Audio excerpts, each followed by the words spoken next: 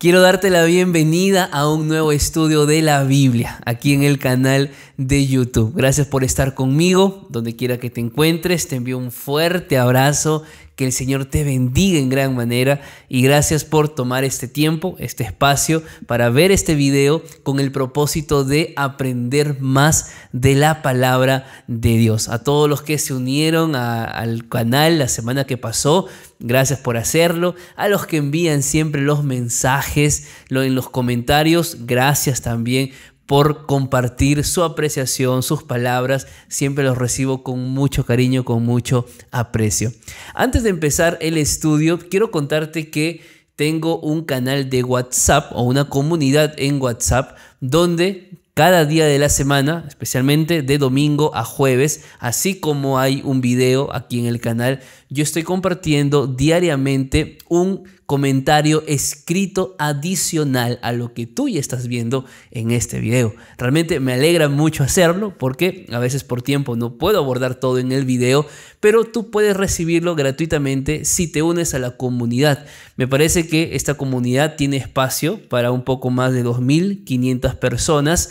Me parece que hay más de 2.000 personas, así que si tú quieres unirte a esta comunidad, solamente tienes que ir al primer comentario de este video. Allí vas a encontrar un link, dale clic a ese link, únete a la comunidad, compártelo también con tus amigos, hermanos de la iglesia, personas cercanas que crees tú que quieren aprender de la palabra de Dios. Es gratuito, no va a costar nada y sobre todo va a ser de gran bendición porque continuaremos allí a través del grupo de WhatsApp compartiendo más acerca de la palabra de Dios. Con eso quiero orar porque hoy vamos a centrarnos en estudiar Éxodo capítulo 19 y 20. Hay un estudio fabuloso. Quédate hasta el final y para empezar, oremos a Dios.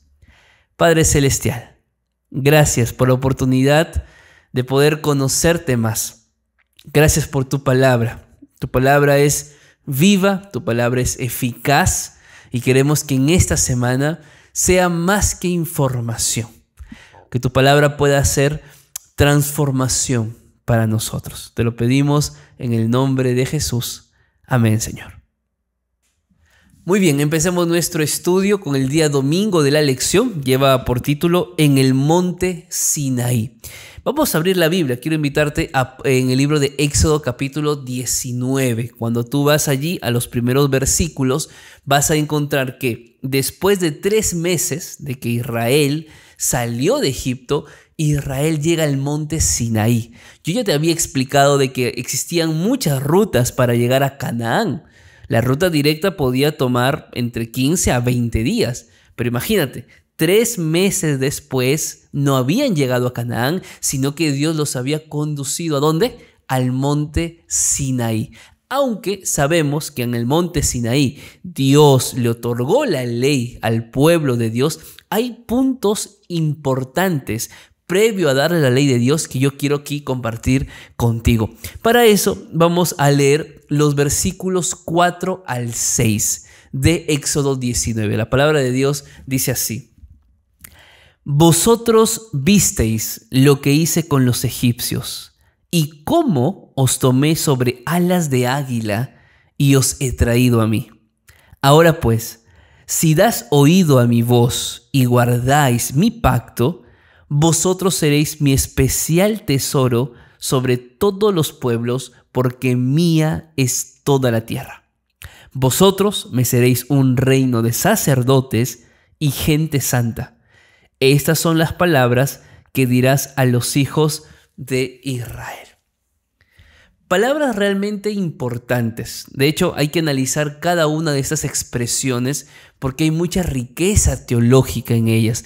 Yo quiero empezar con el versículo 4. El texto dice: vosotros visteis lo que hice con los egipcios. Es interesante porque la experiencia de la salvación, hablo específicamente de cómo Dios liberó a Israel de la esclavitud egipcia, fue más que una información que el pueblo recibió, fue la experiencia que ellos vivieron. Ellos fueron testigos presenciales de todos los milagros que Dios hizo para que pudieran salir de Egipto y los milagros que Dios hizo para que llegaran hasta el Sinaí. Lo que implica, y que es algo muy importante, es que la salvación, más que información, la salvación es experiencia. Es poder ver, experimentar. El texto bíblico dice que ellos vieron lo que Dios había hecho. ¿Con quiénes? Contra los egipcios. Y lo cual también significa, queridos amigos, que en realidad el hecho de que Israel haya salido libre de Egipto no era por el poder militar del pueblo de Israel. No era por la capacidad estratégica del pueblo de Israel, porque cuando hemos analizado las plagas, todas ellas, cuando hemos analizado el cruce del Mar Rojo, donde finalmente se liberan de Egipto, yo te pregunto, ¿qué intervención humana hubo allí? Aparte de la de Moisés de guiar al pueblo, nada más. El pueblo de por sí, el pueblo esclavo, el pueblo hebreo, no tuvo participación directa para que los milagros ocurrieran. Por lo tanto, la única manera de que ellos pudieran haber llegado hasta el Sinaí siendo libres era la gracia de Dios.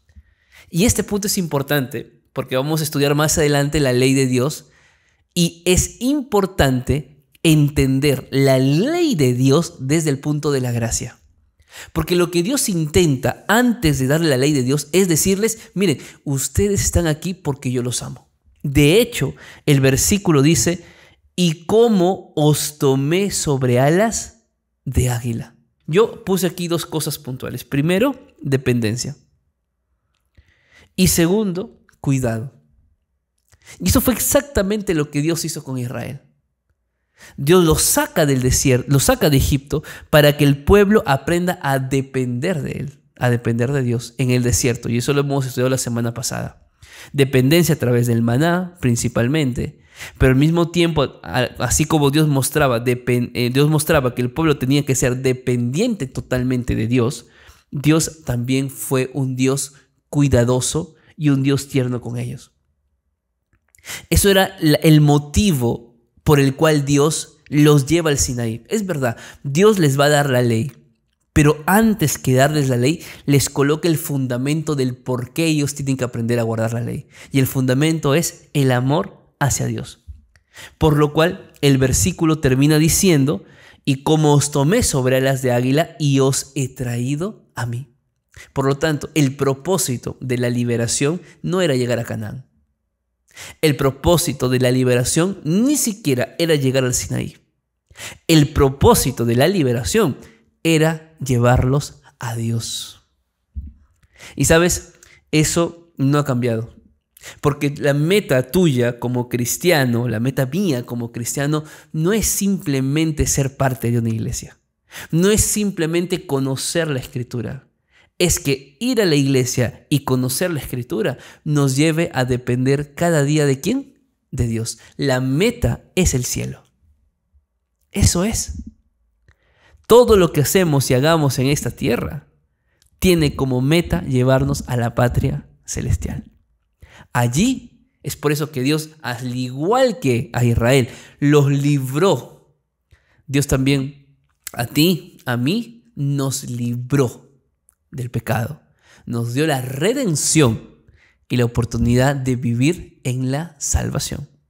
Por eso el versículo número 5, luego de que Dios les da el motivo, la gracia les muestra, les dice ahora, si ustedes me escuchan, por eso el versículo 5 dice, si guardas mi pacto, y aquí está lo clave.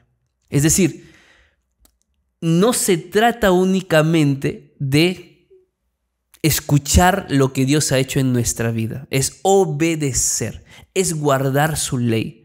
Mejor dicho, la obediencia a Dios es la respuesta nuestra a la gracia de Dios. Eso era el motivo. Por eso Dios les da la ley más adelante, pero primero les dice, hay un motivo, y el motivo es que yo los amo. El motivo es que yo los liberé. Ahora, si ustedes prestan mi atención a mi ley, si ustedes guardan mi ley, ¿qué dice Dios? Seréis mi especial tesoro. Lo que implica que hasta ese momento Israel no era el especial tesoro. No todavía. Primero ellos tenían que decidir en el Sinaí si querían ser el pueblo de Dios, pasar de ser simplemente pueblo de Israel para convertirse en el pueblo de Dios. Y Dios los iba a cuidar como ¿qué? Como especial tesoro. Me encanta esta palabra, es tesoro, que en el acadio es segulá, en el hebreo es sikitú, y que básicamente significa una colección personal. Así miró Dios al pueblo de Israel, como algo especial, como una posesión única. Si ellos decidían ser fieles a Dios, ser fieles al pacto, a la ley de Dios, Dios iba a hacer de ellos un tesoro muy especial. Por eso el versículo 6 dice, un reino de sacerdotes y un reino de gente santa. Es decir, gente diferente, gente apartada por Dios, gente con una identidad, con una misión que cumplir. Por eso, esto es muy importante entender antes de ver los mandamientos. Hay un motivo. El motivo es que ellos vivieron, experimentaron la salvación.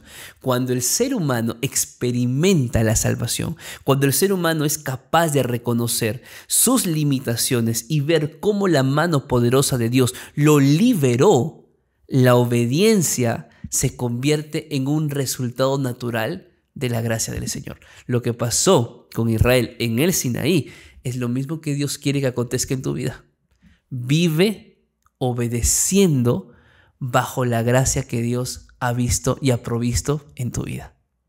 Vamos al día lunes de la lección. Lleva por título la preparación para recibir el don. Claro, básicamente recibir la ley era un regalo, era un don de Dios. Pero recibir este regalo de la ley implicaba que el pueblo esté preparado. Eso es importante. Cuando leemos nosotros el versículo número 9 y 10, hay detalles interesantes que Dios le dice a Moisés para que Moisés comunicara al pueblo. ¿Cuáles eran esos detalles? Vamos a leer versículos 9 y 10. Y Jehová le dijo, yo vendré a ti en una nube espesa, para que el pueblo oiga mientras yo hablo contigo, y así te crean para siempre. Moisés refirió las palabras del pueblo a Jehová, y Jehová le dijo, ve al pueblo y santifícalos hoy y mañana, que laven sus vestidos y estén preparados para el tercer día, porque el tercer día Jehová descenderá a la vista de todo el pueblo sobre el monte Sinaí. ¿Qué está ocurriendo aquí? Cuando Jehová le da las palabras a Moisés para comunicar al pueblo el deseo que Dios tiene de hacer de ellos un tesoro especial, si obedecen la ley, cuando uno lee el versículo número 8, el pueblo dijo, queremos ser pueblo de Dios. No. Estaban emocionados, estaban felices. Creo yo que era más un tema emocional que racional. No es que está mal tener una parte emocional viva en nosotros, es muy importante. Pero hay decisiones que se deben tomar no solamente emocionalmente, sino racionalmente. Y eso tiene que ver, por ejemplo, con la decisión de seguir a Cristo. El pueblo de Israel no estaba entendiendo a qué se estaba metiendo. Voy a decirlo de esta manera. Israel pensaba de que así como Dios hizo un milagro aquí, hizo un milagro allá, toda la vida iba a ser milagros. Pero claro, no siempre es así. Sobre todo si no hay obediencia de por medio. Lo cierto es que el pueblo decidió ser el pueblo de Dios. Y Moisés comunicó eso a Jehová.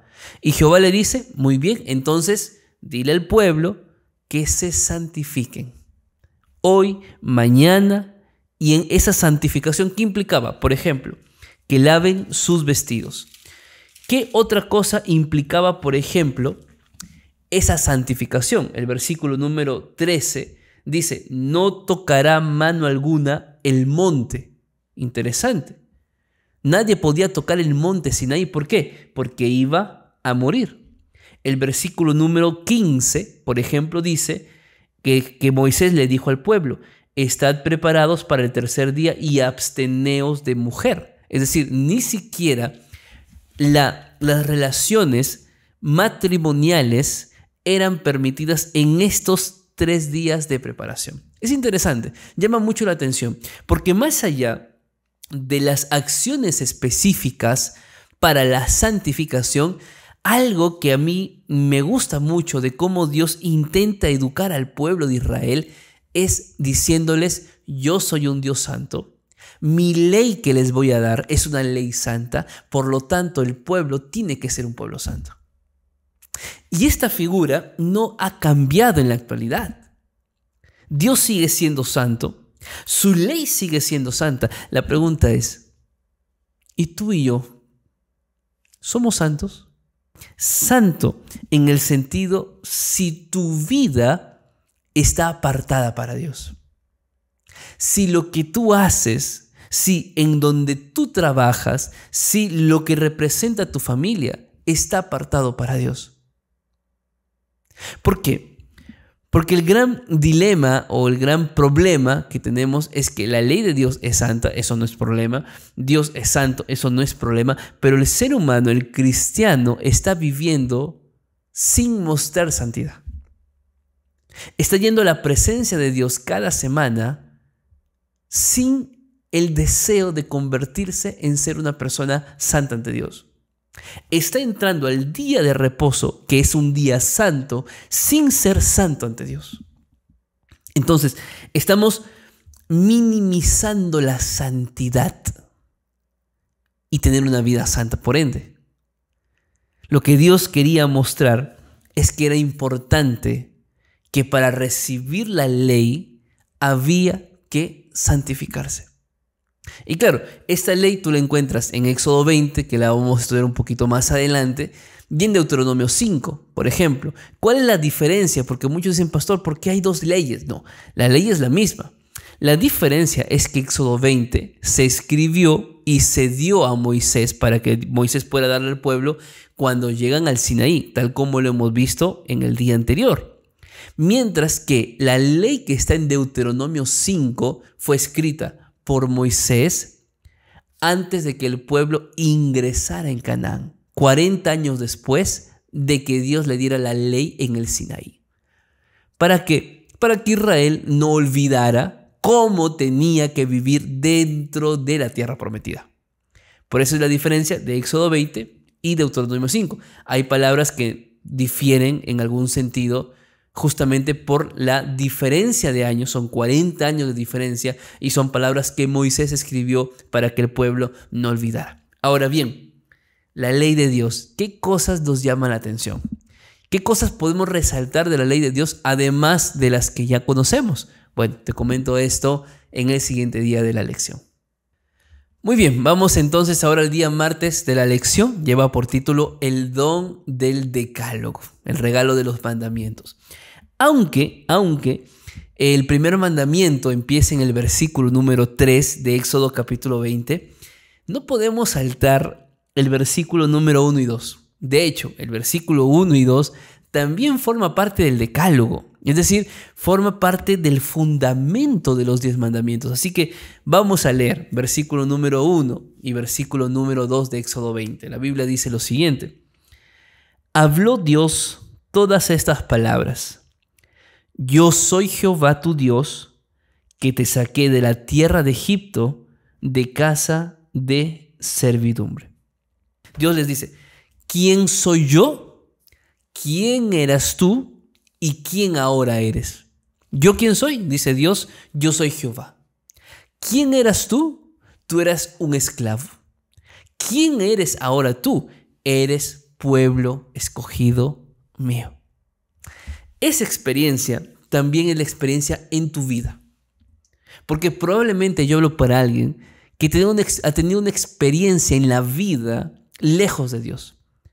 Esa experiencia lejos de Dios, esa experiencia en el pecado, probablemente ese es tú quién eras. Ahora tú eres diferente. Ahora eres quién eres ahora, gracias a la gracia salvífica de Dios.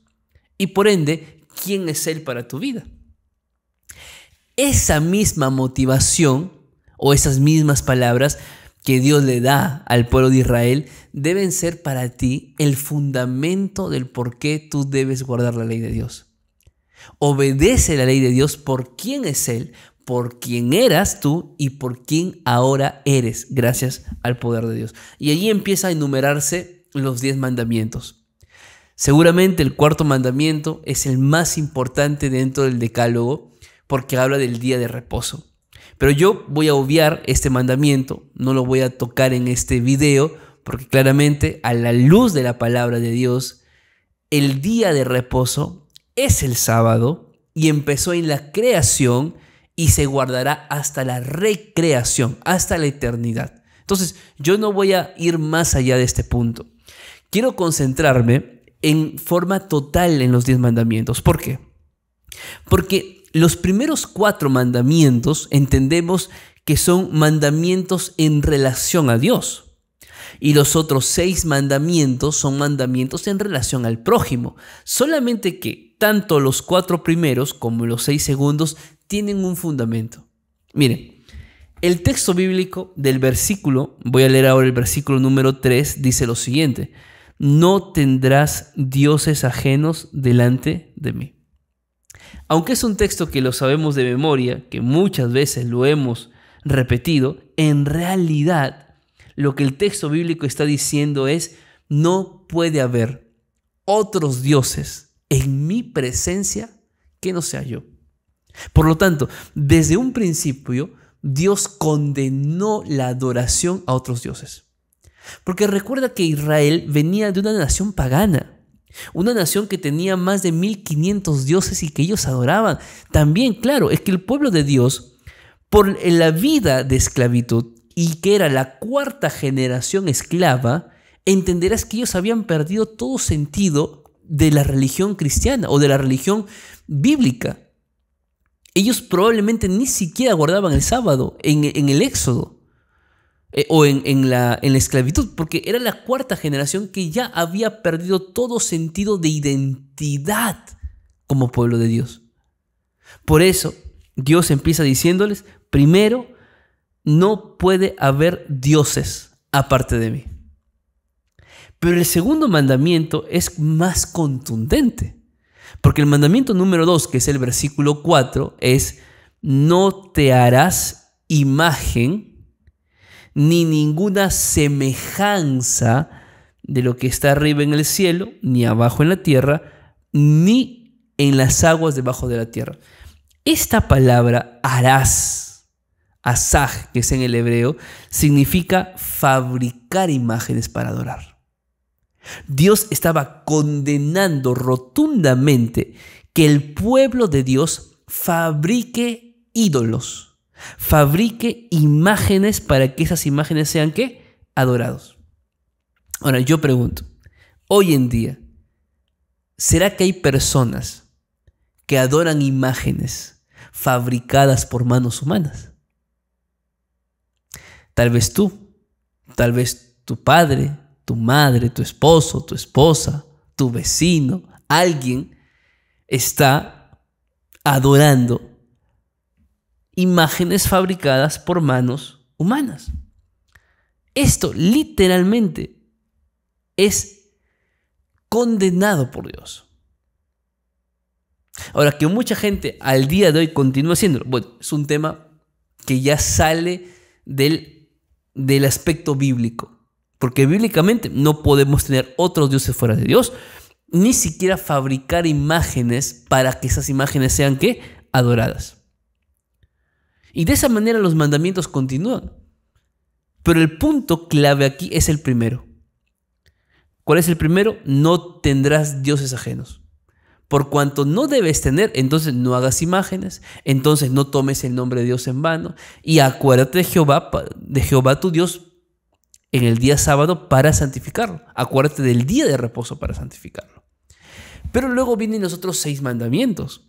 Y los otros 6 mandamientos empiezan con un mandamiento que por alguna razón Dios lo colocó allí. Y es el mandamiento: honra a tu padre y a tu madre. No sé si tú te has preguntado, ¿por qué el mandamiento de honrar a los padres no lo puso Dios en el mandamiento 10º? ¿Por qué no lo puso en el mandamiento 9º? O en el 8º, ¿por qué tuvo que ser el 5º? ¿Por qué tuvo que ser el primero de la otra lista de mandamientos. Me refiero 4 primeros mandamientos en relación al amor hacia Dios y los otros 6 mandamientos en relación al amor al prójimo. ¿Por qué el primero de esa lista de 6 es honrar a los padres? Primero, la palabra honrar significa tener honor, tener en alta estima a nuestros padres. Pero llama la atención porque el texto bíblico dice: honra a tu padre y a tu madre para que tus días se alarguen en la tierra que Jehová tu Dios te da.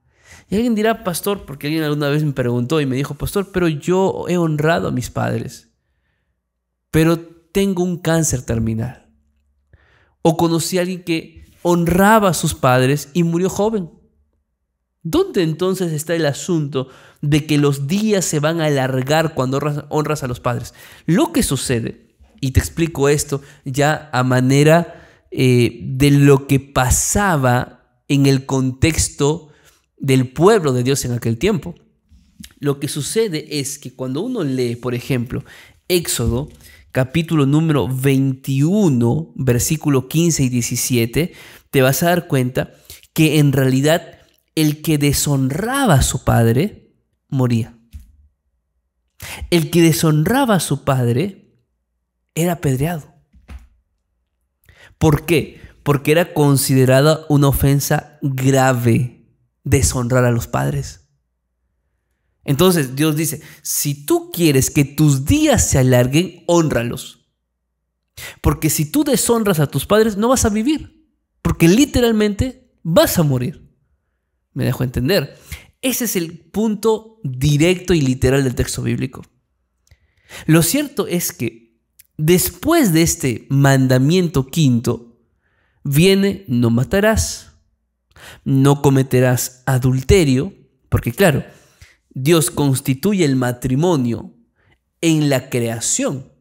Es decir, hay 2 pilares que fueron implementados, instituidos antes del pecado y que hasta el día de hoy deben continuar: el sábado y el matrimonio. Matrimonio hombre-mujer. El sábado como día de reposo. Dios, entonces, cuando Él dice: por favor, no cometerás adulterio, en otras palabras, por favor, no desprecies lo que yo dije en el Génesis. Porque no es simplemente un error.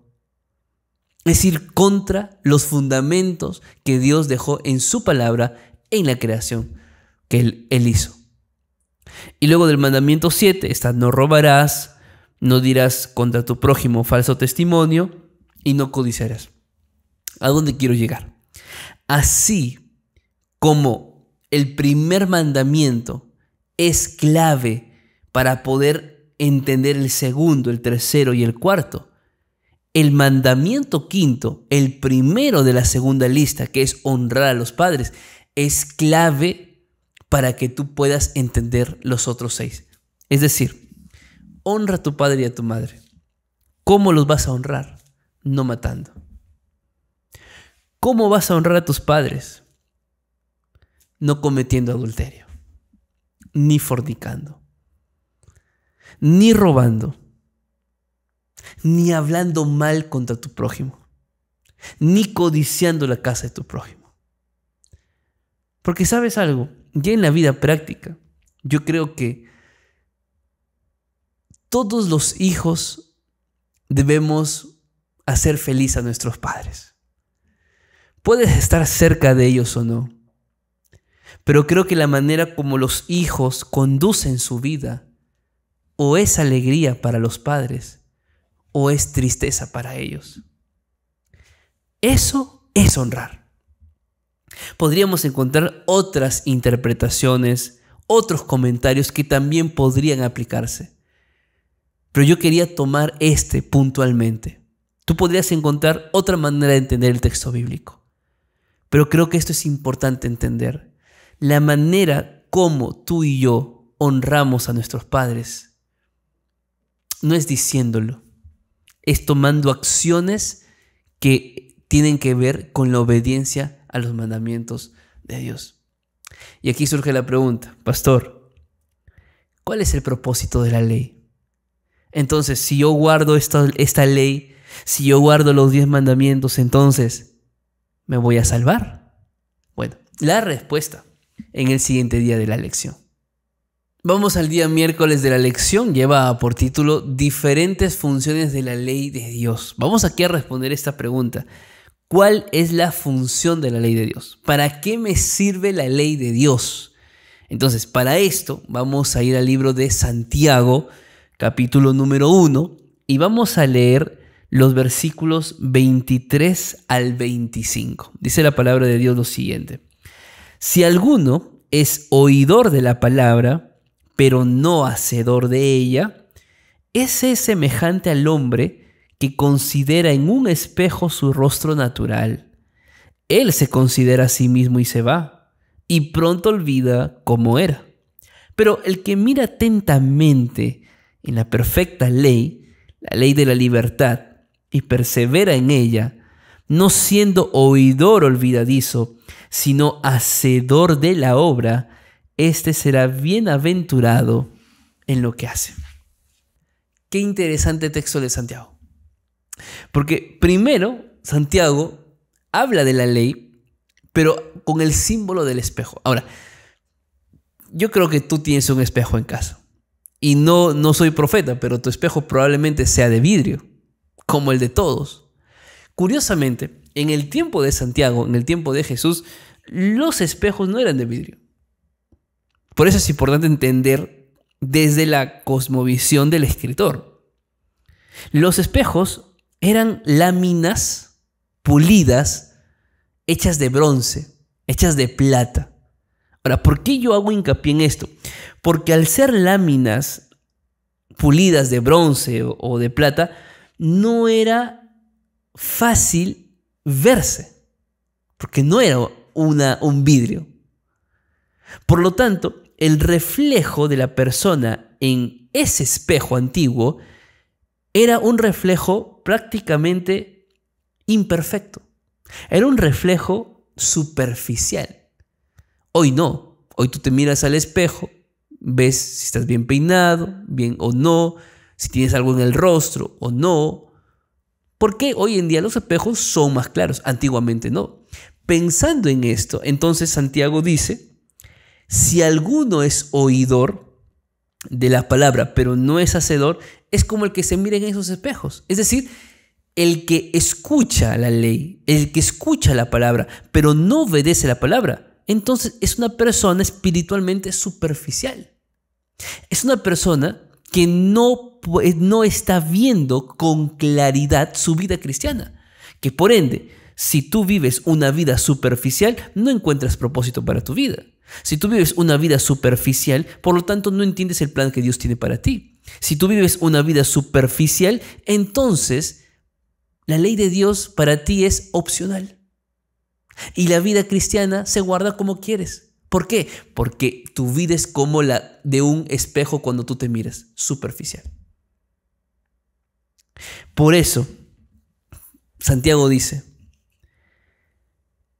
el que mira atentamente en la perfecta ley, primero, la ley que es perfecta. Esto es importante, la ley es perfecta.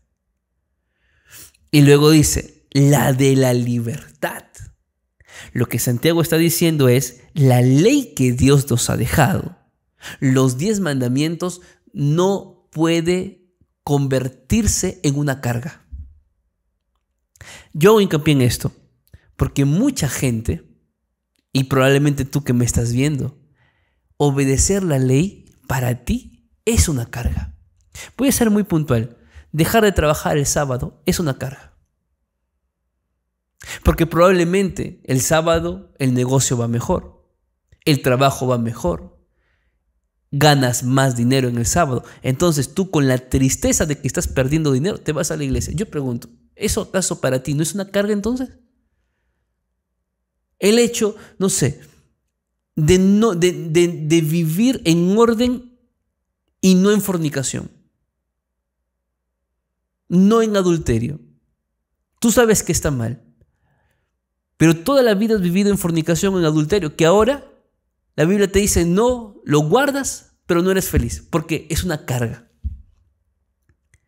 Adorar otros ídolos, adorar imágenes, santos, sabes que está mal y cumples, pero es una carga para ti cumplirlo.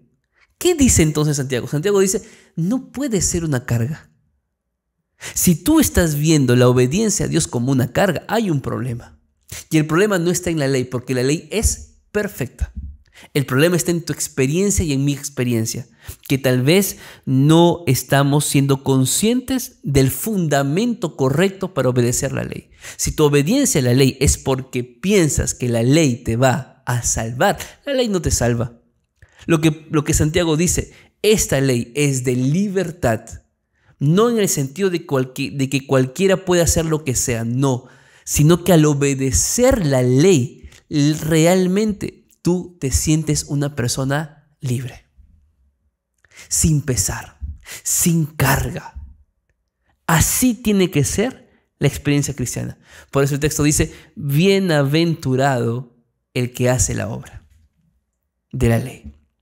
Bienaventurado el que no es simplemente oidor, sino el que obedece.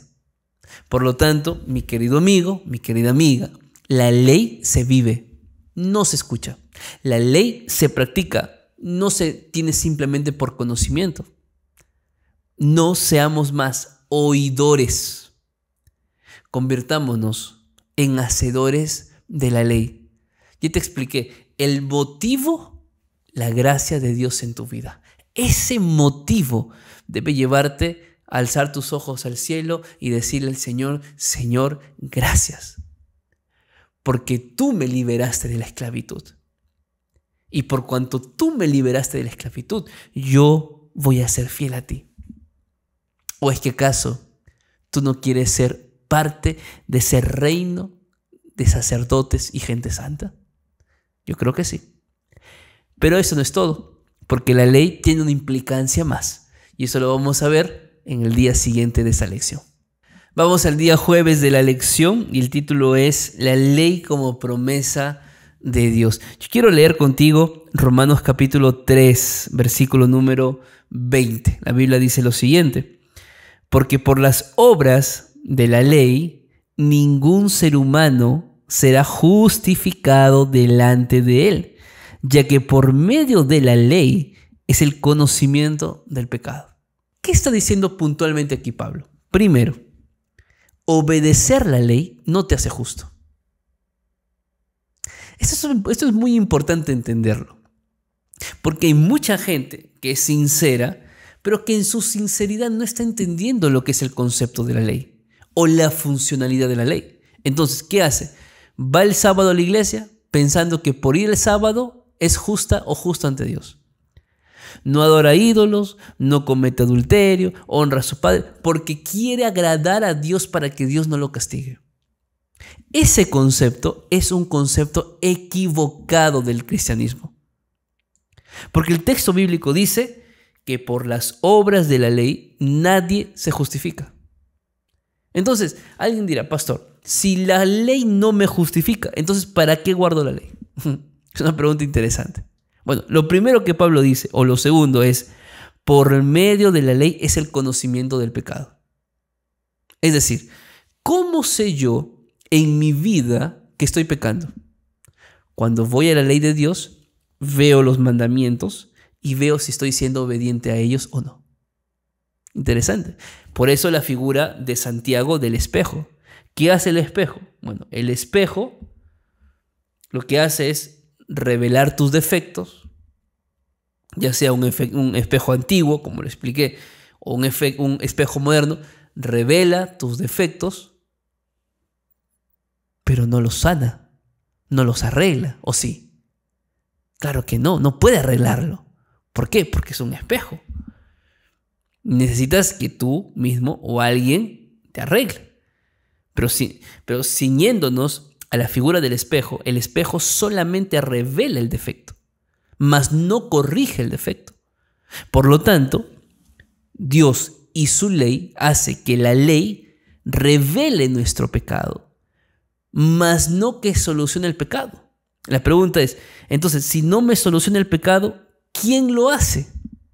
Bueno, ahí entra el versículo número 21 al 24. Y la palabra de Dios dice lo siguiente: pero ahora, aparte de la ley, se ha manifestado la justicia de Dios, testificada por la ley y por los profetas.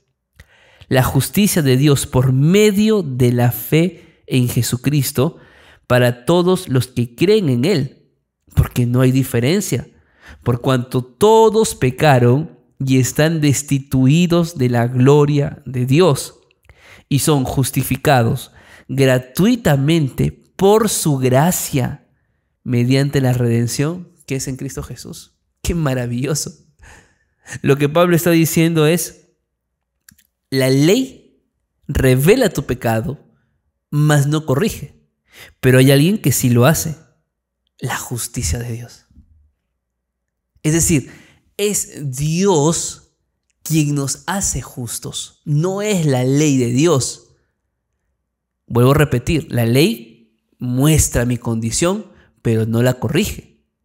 Interesante, el texto dice, por medio de la fe en Jesucristo. Por lo tanto, cuando el ser humano acepta a Cristo en su corazón por fe, y por fe camina cada día de Dios, y por fe se apropia de la justicia de Dios. ¿Cómo te das cuenta que un cristiano se apropia de la justicia de Dios? Cuando no solamente se apropia por la fe de la justicia, sino que cada día de su vida camina en la justicia de Dios. Camina en la ley de Dios, obedeciendo sus mandamientos y visiblemente su carácter siendo transformado. Ahí te das cuenta que no es únicamente la vida cristiana como un solo momento, sino como un crecimiento diario. Allí se une el concepto de la justificación que estamos hablando y el concepto de la santificación. ¡Qué maravilla! Porque en realidad tú ni yo podemos resolver el pecado por nuestras propias fuerzas. Por eso el texto dice, por cuanto todos pecaron y todos están destituidos de la gloria de Dios y somos justificados. Y alguien dirá, pastor, ya, pero ¿qué tengo que hacer? El texto dice, versículo 24, somos justificados gratuitamente. No te cuesta nada. ¿Sabes qué te cuesta? Te cuesta entender que es gratuito. Te cuesta entender que piensas que algo tienes que hacer para ser justificado. Y Dios te dice, no, acéptalo por la fe en Cristo. Vive en Cristo. Acepta a Cristo como tu Salvador y vas a poder experimentar la justicia de Dios en tu vida y el proceso de transformación en tu vida mediante el Espíritu Santo. La pregunta es, ¿por qué no está pasando eso en nosotros? Dos cosas puntuales. Primero, ¿por qué la gente está rechazando a Dios? ¿Por qué la gente no quiere aceptar a Cristo? Y la respuesta es simple, porque piensa que él o ella tiene primero que cambiar para ir a Cristo, cuando es Cristo quien cambia la vida de la gente. Por eso mucha gente no se entrega a Dios, porque piensa que tiene que cambiar algunas cosas en su vida para entregarse a Él. No, entrégate a Cristo, Él es el que cambia tu vida. ¿Por qué la gente está rechazando a Cristo? Porque dice, es que si me entrego le voy a fallar a Dios. La vida cristiana no se trata de no fallar. Se trata de ser mejor cada día. Ese es el asunto. Entonces, ¿qué es lo que está pasando? Lo que está pasando es que mucha gente piensa que algo más tiene que hacer para ser salvo, cuando Dios ya hizo todo para que tú y yo seamos salvos.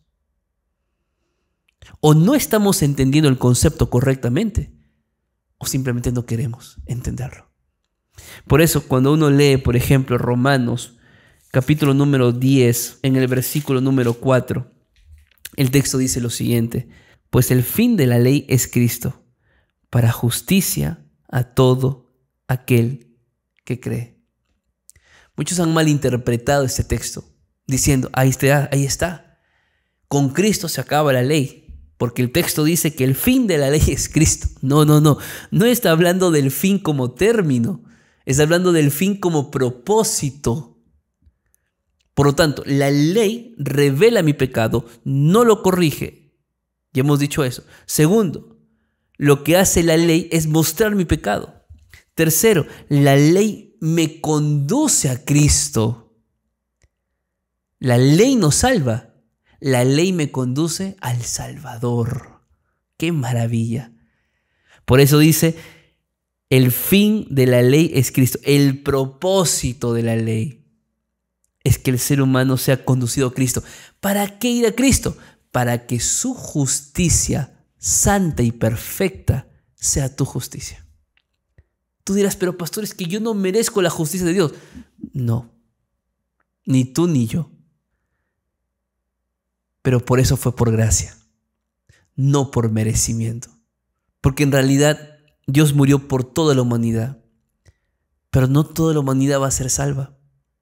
Solo aquellos que creen en Él, que guardan sus mandamientos, que no lo ven como una carga y que la ley los conduce cada día a Cristo y en Cristo crecen diariamente, son aquellos que serán salvos por Él. Aquellos que aprendieron a amar su ley, a vivir la ley, a obedecer la ley como una respuesta natural de ser conscientes y testigos de lo que Dios ya ha hecho en nuestras vidas. Yo te pregunto, ¿no quisieras que la ley de Dios sea parte de tu vida? ¿No te gustaría obedecer la ley de Dios y guardarla dichosamente, libremente, sin sentir carga en tu vida? Si esa es tu decisión, entonces encuentra el motivo por el cual tú hoy eres agradecido, agradecida a Dios. Encuentra en tu vida la gracia de Dios que tú has visto. Eso es suficiente para que tú seas fiel al Señor. Recuerda, la ley tiene un propósito. No es salvarte, es mostrar tu condición, pero llevarte cada día al Salvador y vivir bajo la dirección del Espíritu Santo todos los días, para que esa justicia recibida pueda ser visible en tu vida diariamente hasta que Cristo venga por segunda vez.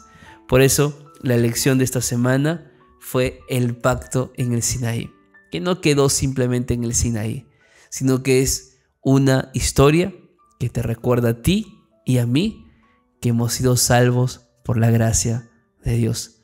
Vive para Dios, porque Cristo ya murió por ti. Te envío un fuerte abrazo. Que Dios te bendiga. Comparte este video a tus amigos. Antes que te vayas, yo te pregunto, ¿qué otras cosas te parecieron interesantes en la lección de esta semana? Deja tu comentario aquí y ya sabes que puedes unirte a la comunidad de WhatsApp dando clic en el comentario del primer video. Un abrazo. Conmigo será hasta la siguiente semana.